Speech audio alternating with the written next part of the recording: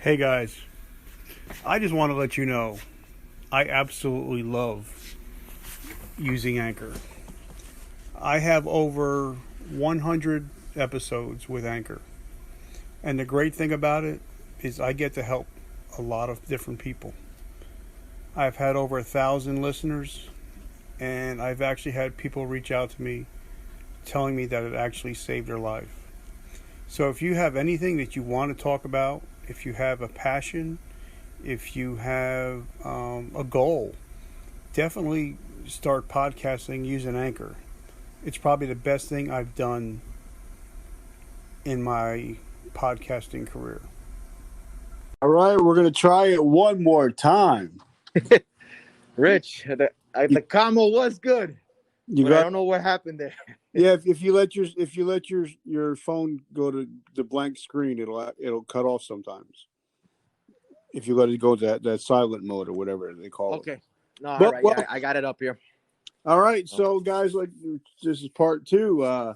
Welcome, my friend, somebody that I call closer than a family member. He's such a great individual. Did great things in the uniforms, out of uniform. Mr. AJ Luna, how are you doing, my brother? Good to be here, bud. So what's going on today? Well, I think that we've been making a lot of progress where we're at as far as what we've been doing to try to help out our fellow vets. I know that the pandemic has hit everybody extremely.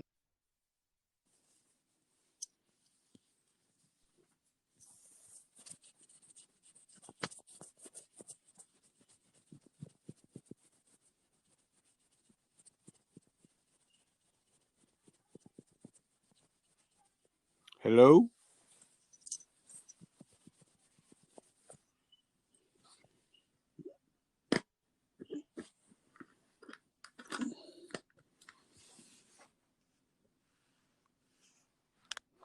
Can you hear me now? Hello? Can you hear me now? Yes, I can hear you, sir. Yep. Yeah, but it just keeps cutting out. I don't know why. I think you're right. When it goes to silent, it stops. So I'm trying to play with the settings right now, Rich. Give me 1 sec. Okay, no rush. Yeah. Yeah. Una Matata. No, I know. Listen, faulty combo thing. Hopefully Yeah, this can work. Can you hear me? yep. Okay, all right. This should But be able to do the trick. Yep, we adapt and we overcome. that's it. That's it. It's got to know how to use the tool or learn on the fly. So, Yep.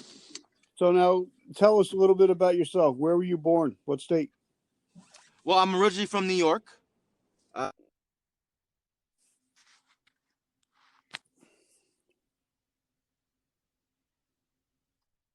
lived there for about 8 years. Then we moved to Starrett City, Brooklyn. Now, what And kind of little boy was AJ? no, AJ was a curious little boy. AJ, had two loving parents. We had a lot of love in the household. Not a lot of money, but a lot of love. And AJ, had a pretty good childhood growing up. I know that for us, my mother was a minister.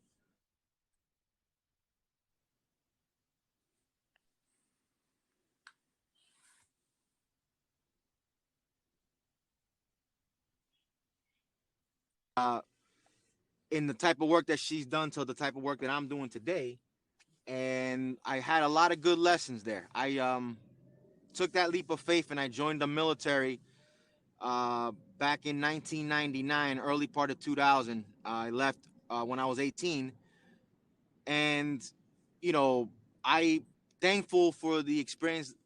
Thankful for the kind of lessons that I learned growing up. I know that a lot of people, may have a lot of negative things to say about their military experience, but for me, it was probably the best decision that I could have made. Well, I love to hear recruiting stories. So tell me about your recruiting story. Well, I mean, it was pretty easy. At that time, I didn't think that I was ready. Um, with going to college, I didn't know what I wanted to do, but I always knew that I wanted to I was always interested in the military. So I think I had one semester at St. John's, took a look at what everybody else is doing, and I kind of said to myself, you know what? Why not? Let's do it. Let's take that chance. So And why'd you join the Army besides and not the other branches? I was always interested in being a soldier.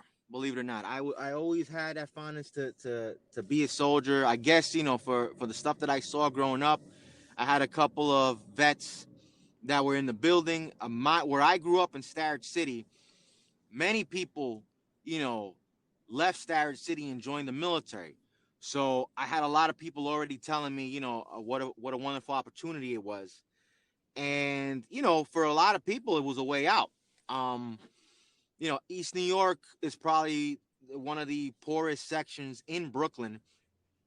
And again, you have a lot of things that are going on there. So for me, it just made sense. I mean, my parents tried, but obviously, you know, just getting out of that environment gives you an opportunity to grow. And I really felt that that's what I needed at that time. So, I did some pretty standard 3-year enlistment, but I said to Now myself, what? I wanted to try that before, I kind of went on in the world just to have that experience. So what job did you take? I was a cable system installer and maintainer. 31 Lima, cable dog.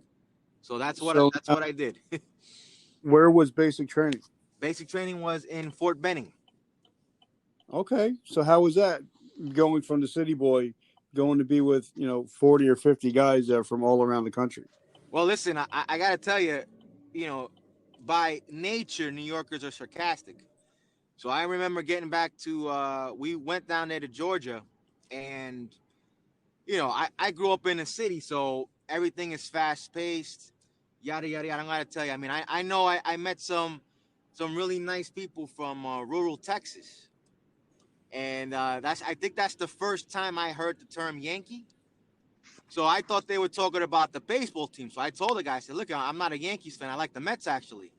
But at that time, I didn't know that it was the whole North and South thing. And Yeah. I got exposed to a lot of different, different sides of the country in the military. But we all came as one. And look, bottom line, I think that with military service, I can't say this. Like, you get to see how similar people are to you than what they are different. And again, we all talk smack to each other, playful, but when it came time to take care of business, we all became one, which is really nice to see. And some of the best people that I met in my life were people that I served with in the military. Amen. Now, did you deploy at all? Yes. Back in 2003, 2004, when I got out of active duty the first time, I joined the New York National Guard.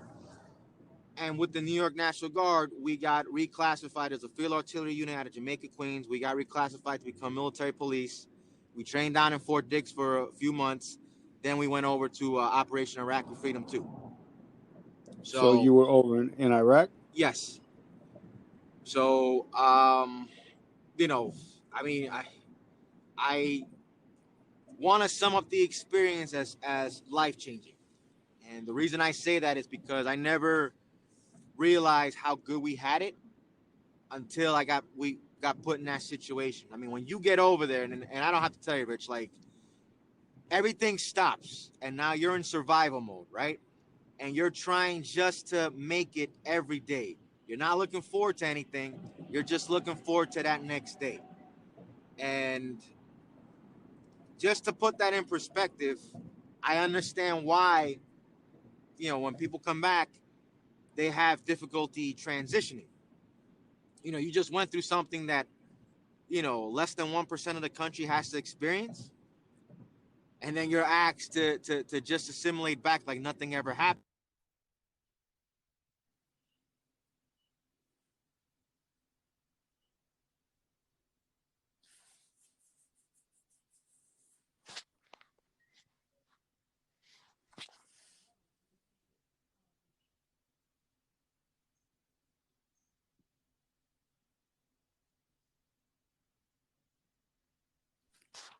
To Are have you an there? experience like still here. Does it cut Okay. off? Yep. Did I it, guess did if it, you're driving, it'll go. If you're driving, it'll go through certain you know sections what? where you. No, but the what I'm trying to do is just put it so that it doesn't go to the screensaver because I had you for a Yeah. while and I just keep tapping it so that it doesn't go to that screensaver. This thing I just got the phone, so it's about 1 minute and it's already done. But Rich, bear with me. Oh, We'll get bro, this I'm squared not. away. It's all good, brother. Now, when you got home, did you notice anything was off at all? Yeah, I mean it didn't feel the same. It didn't feel normal. Like that sense of normality wasn't there. I mean, one thing that I missed a lot when I came back was having my weapon. And people don't want to talk about that openly, but over there you're always in a situation where you have to be the ready. Here, not so much. It's not an expectation unless you work you're a law enforcement or you have some other type of first responder uh, situation there. But for the most part, just adapting back to normal life, which again it doesn't seem normal, was a challenge. So yeah, my new normal was already established after going through something like that. And then I give kudos to the guys and gals that did this, 2, 3, 4 tours. I mean, that's tough. Yeah, That I takes a interviewed a toll, guy last month. He was on his ninth tour. brother. That's a career of just tours, and then every tour is different op tempo, different mission, different set of circumstances. So, I mean, God bless them. But a lot of people don't realize. And one thing that I do advocate, and I want to say this openly, is, when the military was sending people to these multiple tours and not evaluating them for any type of mental health issue, and then giving them a bad discharge because they were acting up. To me that wasn't fair. That's not right. Um, because again, unless you do that job, you and I understand, but unless you go through that experience, it's difficult for you to understand. It's not like, soldiers are still human too, right? So they got to Yeah. prepare themselves. And then for you to be on like that mentally, it's exhausting. So imagine doing that 2, 3, 4 tours. You got your family back home. They're worried, sick about you. You got everything else that's going on, and you have to worry about surviving in that environment. So, that's why I say Now, God bless our guys. are you still hyper vigilant like I am, where I'm always listening around for every conversation? Like, I don't like having my back against the door. I mean, I don't like being able. I got to be able to see people coming through the door. No, Are you like that a I, lot? situational awareness has always been like that for me. And again, that's just you know the challenge is to try to it's a good tool, but not have it on all the time. I know when I first came back, I was always worried about that. Always. In fact, I mean, one of the things that probably the blessing for me was when I moved out of the city, and I came and I moved to Bergen. It was a little bit more quiet, and not as many people. But when I first came back, I mean, I didn't want to deal with a subway. I didn't want to go to crowded places. And you're talking about one of the most densely populated cities in the world. So just for my own mental health, it was a good move just to come out here and have it life to be a little bit slower than what it is over there. But yes, I want to say that to me, like it's something that's not going to go away. It's just figuring out how to channel it in the right direction. Now, how many years did you do in the military? I mean, I did a total of 6. So, now I've talked to, hundreds of people now on this podcast, and a lot of people say when they get out, number one, they lose their camaraderie. They miss their guys or their girls in their units. Second of all, they lose their mission, and they don't feel like they have a mission in life. So, what was your transitioning period like? Well, Rich, here's what I could tell you. I was very fortunate that I had a solid support system at the school that I was attending at the time, Brooklyn College. I had a VA services liaison coordinator, director, whatever you want to call her, Miss Claudette Gwynn, and she was an angel. Her husband was in Vietnam, so she kind of understood. Now at that time, right, I was 25 coming back. I didn't understand why she wanted to have me go through what I went through, right? Seeing a school, seeing somebody at the school, right, for what happened, going to different services. At that time, I said to myself, I'm good. Nothing really happened. But now, it makes sense to me, right? Just to have that outlet helped out a lot. And again, with the transition, I was fortunate enough that I was able to go back to organizations where I can feel that I was useful. That's one of the things that we're working on here to try to give every transitioning member that opportunity or those host of opportunities to do.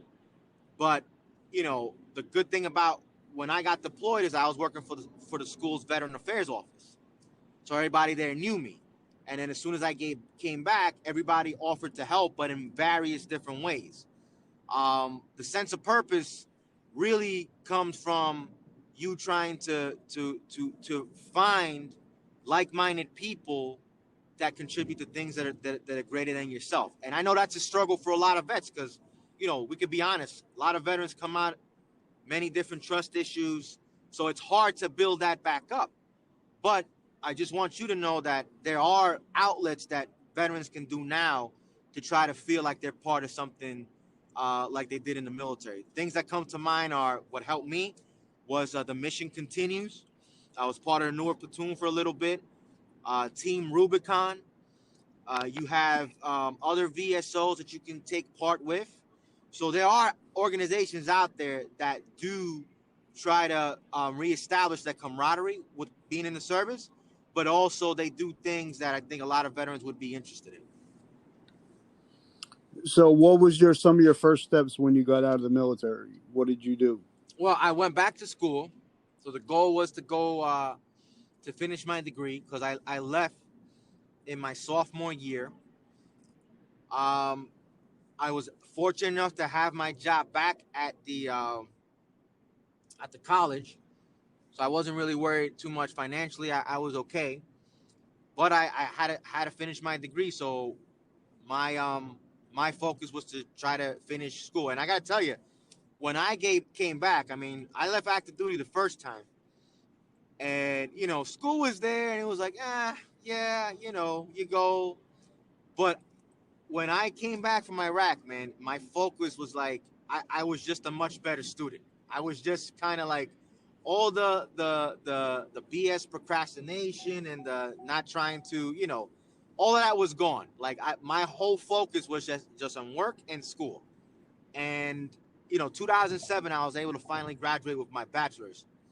And, I had a little period of time where I did struggle because I was in between, finding out what type of career I wanted. I mean, I always had an interest in law enforcement as well. And I kind of thought that would have been a natural progression or a natural transition.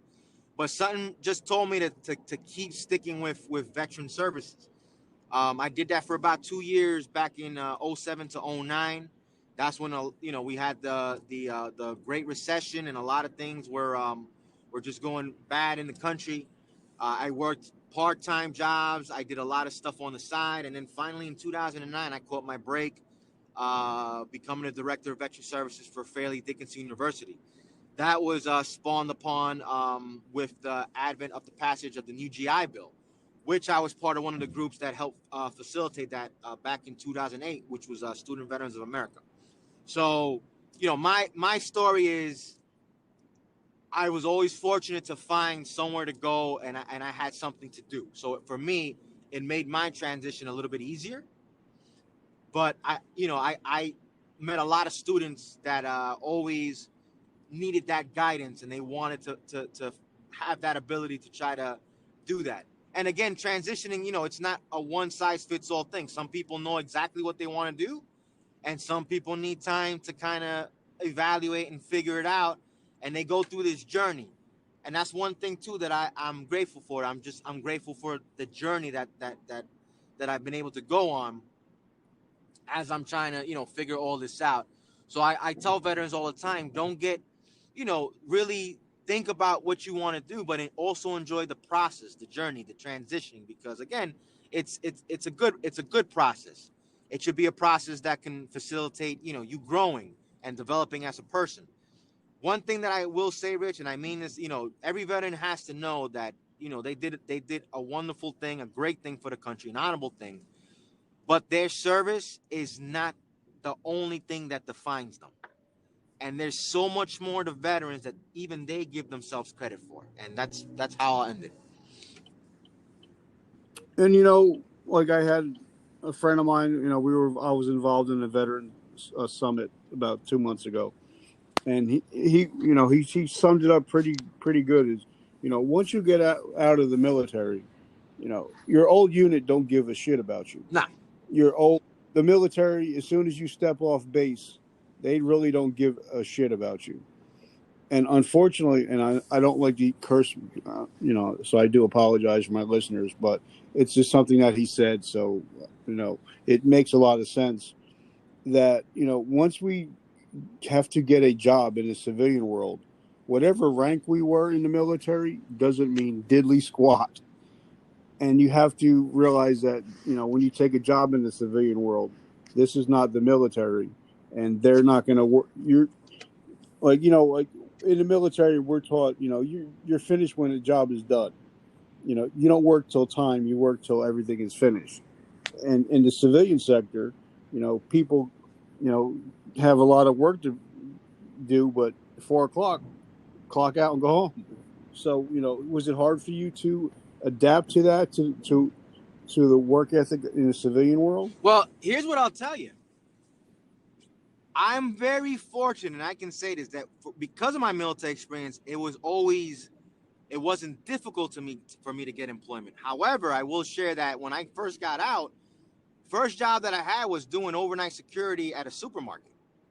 So, and again, a lot of people, they have to learn how to balance the expectation. Also depends on what career field you choose, but just like in the military, you have that ethos. First of all your needs are met in the military. Now, people might disagree and say, "Oh, but they don't get paid." But listen, we all get fed, we get housed, and we get all our Maslow pyramid, the pyramid of needs. All of that is taken care of. Healthcare, we get that so we can get back to our job. That's great to have. The problem is when you leave, you lose that. So you have to really find a way how to make up for that. And then the other problem is, and I used to tell young veterans all the time is, look, if you're coming here to school, right, you might meet veterans, but don't expect the college to be like the military. It's not, that's not how it's going to happen. And again, you could focus your time on wishing that it was like the military. But Rich, let's be honest. I mean, we're talking like brothers. I tell people all the time when they used to, complain, I said, well, if it was that good, why didn't you stay in? And, you also got people that come out and then they go back in. So everybody is different, right? Everybody. But what I will say is that the people that have more support and can plan and really know what they want, they tend to figure out a little bit quicker than some veterans that don't know what they want. And I can speak to you from the experience that I had from being a director of veteran services at FDU. Like, the vets that really knew what they wanted out of life in college, they would go and have a plan and execute, and they would learn a lot along the way. And then the vets that didn't want it, that they just wanted to show up for the BAH stipend, it was more of a struggle. So, like I said, everybody's different, but I tell veterans all the time, use your experience, leverage your experience out here, but don't expect it to be like the military out here. And, and you're right. A lot of times, if you spend, 3, 4, 8 years in the military, you're used to getting paid on the 1st and the 15th. You're used to having TRICARE. You're used to not having to show any ID but your military ID. And then when you get out, a lot of people have these great expectations that the world's going to open up to you just because you say you're a veteran. And that's not the way reality really is. No. Well, Rich, here's what I could say. That's why it's important. You and what you're doing and what we're trying to do here and other places, that we have those support systems in place for veterans once they transition. I think that, I'm talking for a majority of the enlisted guys that got out, the people that did, one enlistment, two enlistments, and they transition. Then you have career people as well. But it all starts with having that honest conversation and setting those expectations. And knowing that, telling vets like, hey, it's nothing wrong with what you did. You might feel like, you're behind the eight ball because you're starting a little bit later. You might feel like, there's some unfair advantages you're missing out. But I used to tell vets all the time at FDU, one thing that I expect out of everybody here is that I don't care how smart you think those kids are, but they should never be able to outwork you, because you have that in you already. You've already proven that. So if you're willing to put in that effort, that's half the battle right there. Then everything else is going to come. But as long as you give that effort, that's what matters. And that's what you have to tell veterans. That's the honest conversation you have to have with them. Nothing, you can't do anything without, putting in. And then sometimes, how are you going to tell a sergeant or a staff sergeant they got to start over? That's a tough pill to swallow. But again, it's leveraging what you've already done in the military and trying to turn whatever negative they have into a positive. I'm a very big believer in, looking at holistically at your life story and telling the story that, your military service was a very integral part of your person today. So if we can have those conversations with vets, I think, that we would have better outcomes. And I found for me, my transition was a little bit harder because, my story. And when I got back in the second time, I gave it everything. I went to every school available. I took every correspondence course, and my whole life was wrapped up in being Sergeant Kaufman. And then when I got medically discharged, I didn't know who Richard was. So I think a lot of vets also go through that, where they get, if you spend 20 or 30 years in the military, now all of a sudden, what kind of jobs are out there? If you're a tank commander, you have to figure it out. You have to figure it out and sit down with somebody that maybe writes resumes and can do a proper resume for you, and not use all the acronyms and all that, because private sector people are not going to care that you were in charge of the squad leader and you were but they cared that you were you actually had some management training experience. You know what I'm saying? And a lot of people, when they come out, they put all this stuff on a resume, and it just gets put at the bottom of the barrel because they don't understand what they're looking at. Well, Rich, one good organization I can recommend to your listeners, and if they know any better in this situation, 4 Block.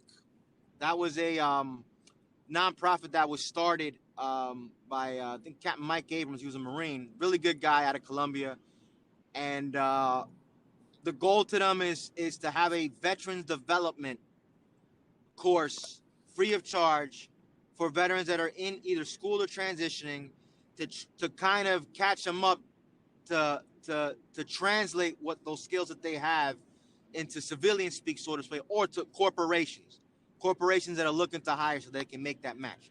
Because there's a lot of things. It's now, you have the social media presence. So you got to talk to people about having a LinkedIn profile. It's not having too many acronyms on your resume so that a civilian human resources person can understand. I mean, you could say squad leader for an infantry platoon, and we did this, and that. But if you say, manage 8 to 10 people, make sure all their needs were met, mission driven, that's language that can translate more to what these corporations are looking to do and looking to hire. And look, it's always our job to always propose what kind of value employers get when they hire veterans, right?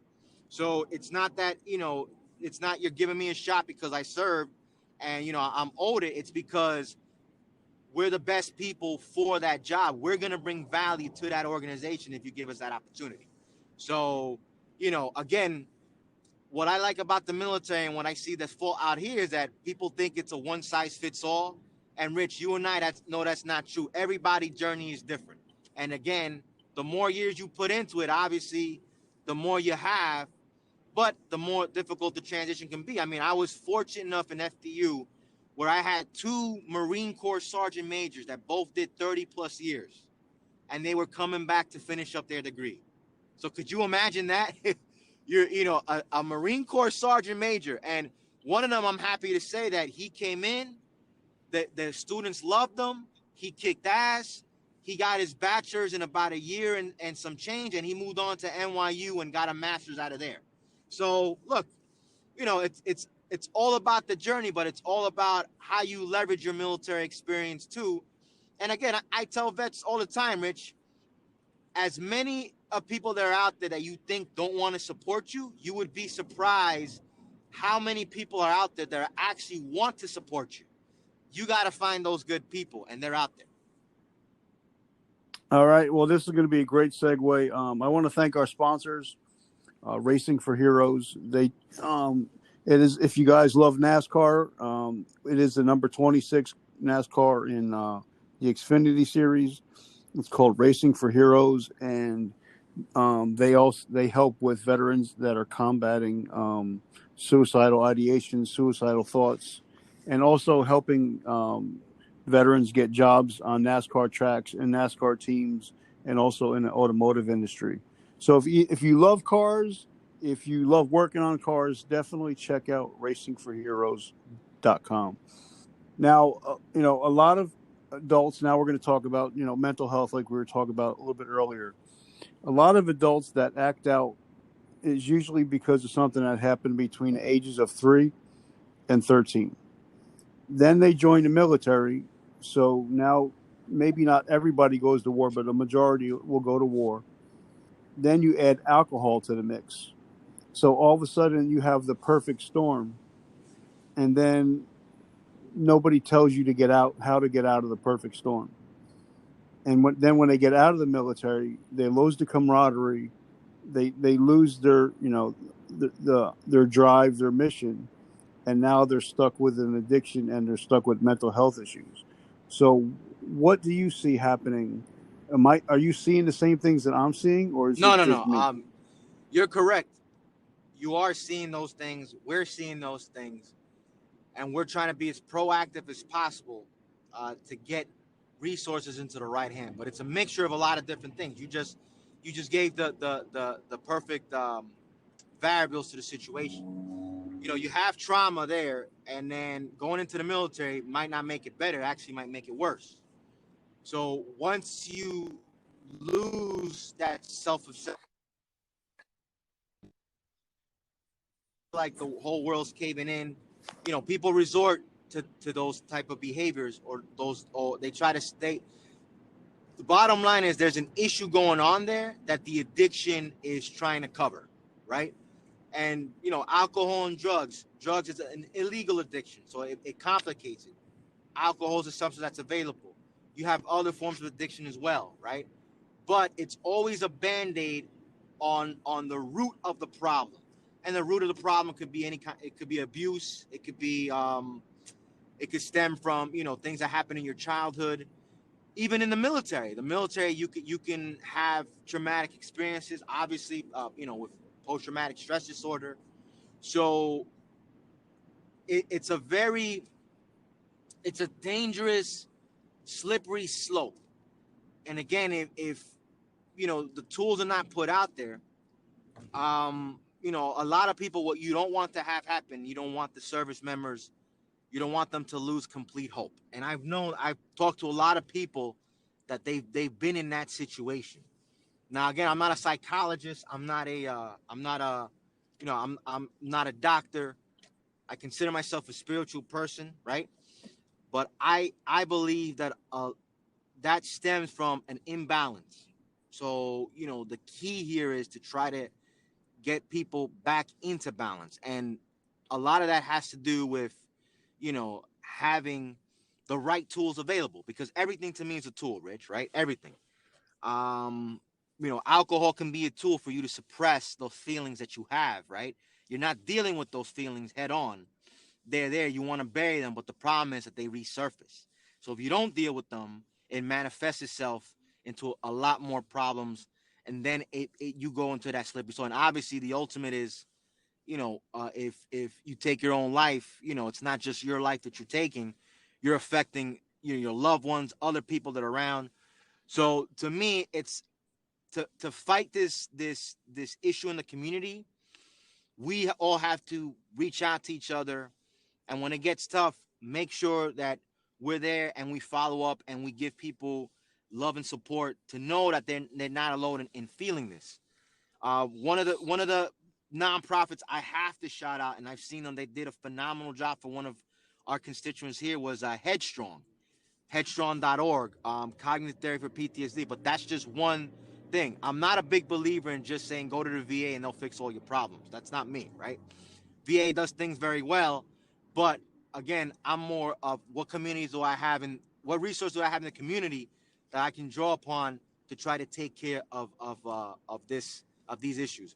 One nonprofit that I like a lot is the New Jersey Veterans Network, just for the fact that they respond to people, right? They respond and then they try to do referrals that way. The group that I'm part of, the stakeholders, NJSOS stakeholders, they do is meet and try to bring in all resources to deal with different types of issues that veterans are going through. But everybody's aware of veteran suicide. It's just a matter of reaching out. And look, it's uncomfortable. A lot of people like to pass the buck, as I say. A lot of people don't like to deal with that stuff, but that's life. It can't always be happy-go-lucky. When a person gets to that point, you have to do what you got to do to try to make sure you can bring that person out of it. And sometimes people just want to feel like they're supported, that they're heard. So, when you call somewhere and then you don't get a call back, that affects your attitude and your outlook. And, many people, they might want to blame the person, right? They might want to say, oh, well, and I know this is especially true in the veterans community. Don't be weak. Don't be weak-minded. That stuff, blah, blah, blah. But listen, you don't know what's going on in that person's head. And as I get older, as Rich, I'm sure you could agree, you start to look at life differently, and it's not as complicated as just, getting over it, right?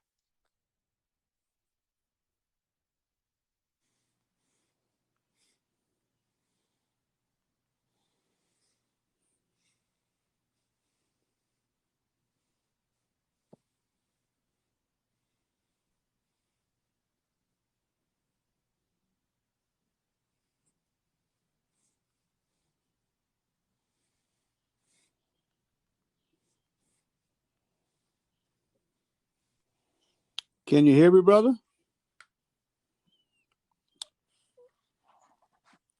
He might have hit a soft spot where they can't hear you. So what we're talking about, guys, is if you're struggling, definitely reach out and get help. And just remember that it's okay not to be okay. And thank you for joining us today. Please hit subscribe and share. Please feel free to leave us a comment.